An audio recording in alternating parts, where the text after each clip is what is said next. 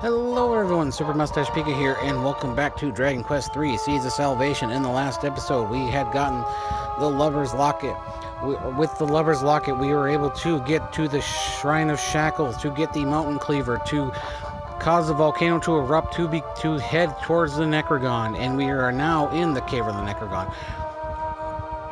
And in today's episode, we are going to explore it and hopefully head towards where Archfiend Baramos is. There's only 3 treasures in here, so this is the first one. There are no mimics. And here we get a mini medal. There's new monsters in here. We can find trolls and mini demons and freezing fogs in here. There's also a new enemy in here. Well, here's one of the new enemies, a armful. These guys are just as big. They're more of a pain in the butt than their weaker cousins, the skeleton swordsmen. These guys burp burning breath, which paralyzes you. So if you're not ready, and if you don't have a priest or anyone that has tingle, you're gonna probably almost have party members being paralyzed, and that could be a problem. But anyways, they're not too bad. A group of them can be kind of a pain, especially if you have really rotten luck and get hit and have all your party members paralyzed, because I don't know how many turns it takes for paralyzation to wear off. But yeah, as you can see, everyone has gained a level, I think, except for Lollipie. But if we go over here, there's another treasure, and if we open this, we find the Thunderbolt Blade, a really good sword. It casts in the NES version, it casts Firebolt. But I think it casts Kafizzle or Kafrizzle. The single targeting fire spell, I think it casts Kafrizzle. So, good sword. And it's really going to be good to give to Kuro Ken later on, but I'm giving it to Akuro because he needs the power and attack increase here. Don't mind me, I'm just checking the map. I do have a map here I'm checking. Because there is one more... There's one more treasure, and in here we find a suit of spiked armor. Spiked armor, only the hero and soldier can equip it, but when you equip it, when you are attacked with a melee attack, the enemy that hits you receives 50% of the damage. So if Akuro got hit for 20 HP, the enemy that attacked him would receive 10 HP in damage. So it's kind of nice. I'm not sure. I've never had it happen. I can't remember. But I don't think if you get desperate attacked and get one shot, if it negates it. But anyways, anytime you get hit by a physical attack, the enemy that hits you receives half the damage they deliver to you. I'm just straight. If you're you don't need a map. I have a map here. I'm just going the way to get the hell out of here. The sooner the better. There is some there are more new enemies in here, but I don't think we're gonna come across all of them. So I'm just checking the map once again. Because in today's episode, we're gonna go through the Cave of Necrogond, and we're gonna retrieve the last orb. I'm just seeing. I don't think that those are the only 3 treasures in this area. These holes here, do not fall into them. There's no reason to. If you're playing along, just follow the path I'm going. So this way we need to head east, and here we find silhouettes. Silhouettes will cast Whack and Thwack. So yeah, these guys... I don't know how many times playing this in the NES version, because in the NES version, there is no diamonds. You got hit with Whack or Thwack, you're dead. You didn't have Vivify or Revivify. Those were the resurrection spells I called in the NES version. You were SOL. You were probably using Evac and then using either Return or Wing of the Wyvern to head back to Asham. Actually, not Asham. Probably like Romaria or the Desert Kingdom to go to the church to revive party members. Anyways, there's nothing down here.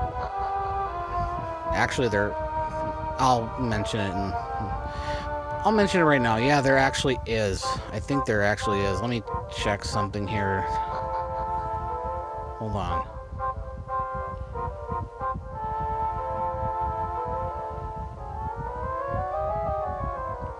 Just checking the map, just checking this walkthrough that I'm using. Not the best walkthrough.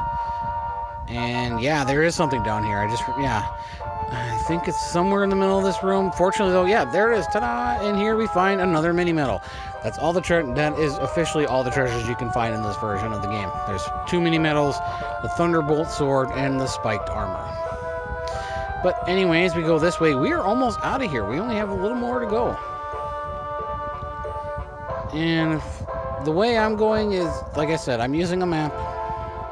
I'm hoping no one's like, well, why are you using a map? I'm like, this isn't a blind run, and this is also not a 100% run. So don't expect everything. I'm going to try to find everything I need to get what especially with mini medals. I want to get as many as I can to get what I want. But yeah.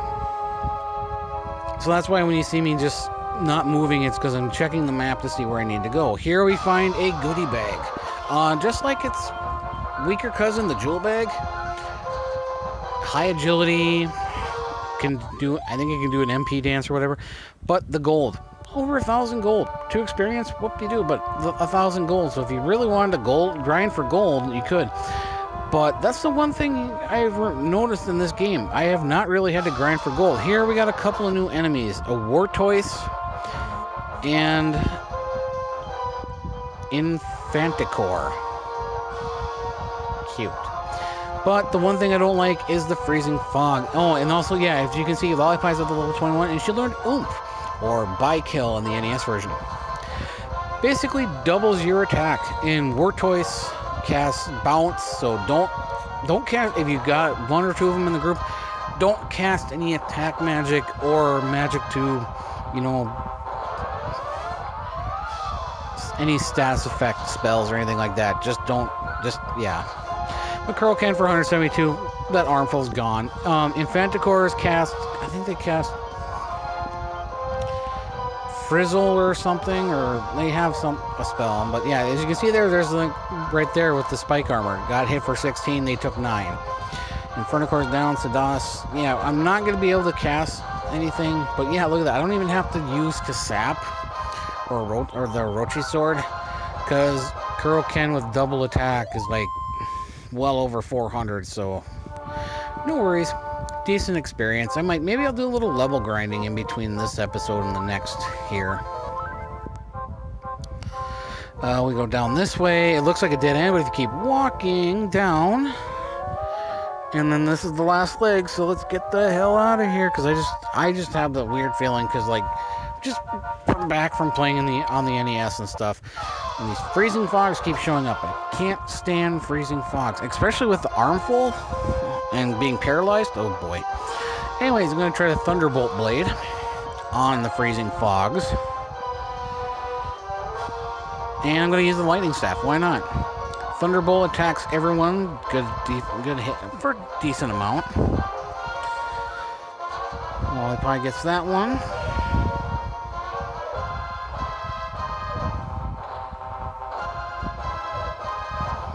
Lightning Staff. I don't think it was necessary, but get rid of it. Kill the freezing fog. The blue ball clouds, whatever. Why did I see it? Never mind.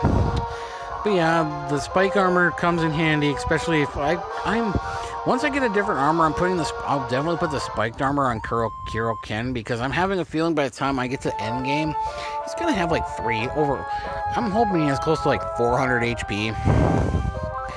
Just make him a massive tank with that spike armor, and yeah. But anyways, here we are, right, the castle is Archfiend Baramos', but here there's a shrine. And we talked to this chancellor-looking guy. Incredible for the one capable of making it so far. May this mystical orb serve to commemorate this day. And here we get the 6th and final orb, the silver orb.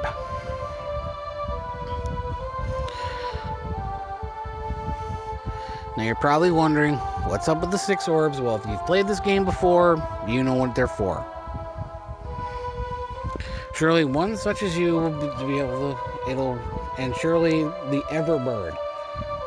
The Everbird. But anyways, if we search here, we find another mini medal. Awesome. And I think that's everything here. So now that, well, here's the thing. We got to the Archfiend Barrowmost, but his castle is surrounded by impassable mountains. What shall we ever do? Well, now that we have all 6 orbs, let us head back to Norvik. Hop on our boat. I could heal, but not necessary. Not far. If we sail north of here, we come to this area. We were here earlier where we dropped off the first one of the orbs. Now we get to bring the other 5. So we already have the green orb here, so let's put the other 5. Let's put the silver orb since we have that one. Poof. Two on the 2 now. 2 and the next one. Let's go with the red orb. And as I mentioned before when we first visited here, it does not matter which orb you put where. It really doesn't matter. So we put the red one down. How about we do the yellow one next?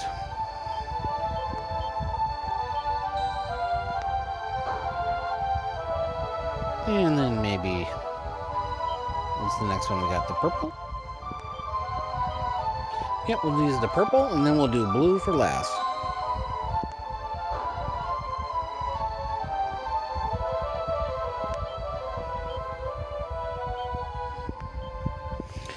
And now that all 6 orbs have been set, let's see what happens. Ooh. The light. Blue light. Blue light. I don't know. What's going on? What's this? The orbs are illuminating.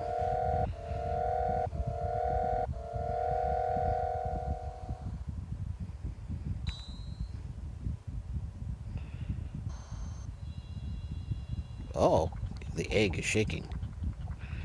Well, we should go talk to these 2 priestesses and see what's going on. Long have we waited. Long have we waited. So long we have waited for this day. Let us pray. Let us pray. The time is upon us. She awakens.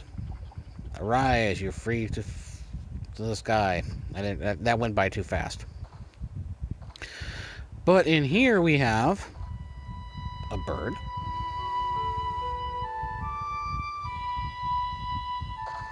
Where's it going?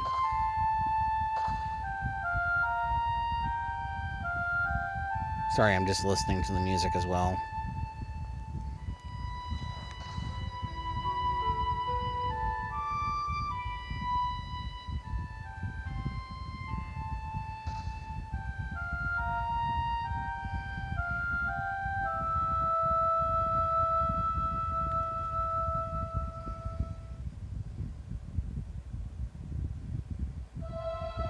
Ramia the Everbird has reawoken. Only pure of heart, only the just, only such souls alright. So basically, only those with pure souls can summon her and ride her. Well, if that's the case, I believe our souls are pure. I hope. But anyways, if you just walk over her, click the button, and now we can fly. And what I like about this version is you can actually speed up the flying. In the NES version, I think in the Super Famicom version, this was the speed she flew. Not the fastest. Pretty. It almost felt like your ship went faster. But anyways, with this, we can fly, and we're going to head back to Alahan, because I think I'm going to save up. I think I'm going to rest up at home, because it looks like Mom's waiting for us. And turn in some mini medals, and with that, I think I will probably call it an episode. Also, I haven't saved for a while, so you know what? Before we rest, let's go turn in some mini medals. This guy just sleeping on the ground at Patty's place. All right, I was wondering where that guy went. Oh, he's drunk. Poor bastard can't make it home. Anyways, we go down here. Now I get to see how many mini medals I've actually collected. But anyways, let's turn them in. We're up to 63. So we hit 60. This calls for a reward. Here we get Astria's Abacus. I'm not going to pronounce it. I know I can't pronounce it. Basically, it's only the merchant can really use it. It's not. It's a club. It's like a mace, I think. But with that, we are up to 63 mini mills. I think I'm still behind. So.